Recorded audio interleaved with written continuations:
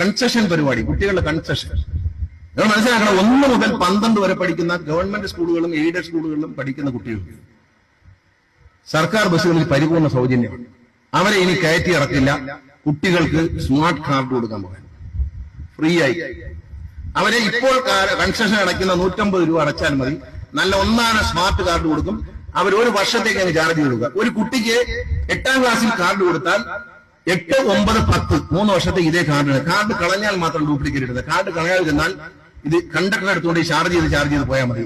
1 മാസം 25 ദിവസം കുഞ്ഞുങ്ങൾക്ക് യാത്ര ചെയ്യാം. അത് ശനിയാഴ്ച ഓണോ ചെയ്തോ ഞായറാഴ്ച ചെയ്തോ ഒന്നും അറിയണ്ട. 25 ദിവസം 30 ദിവസം 25 ദിവസം കുഞ്ഞുങ്ങൾക്ക് യാത്ര ചെയ്യാം. അവര് ബെസ്റ്റ് ഒന്നുമില്ല. ഈ കാർഡ് കാണിക്കാം.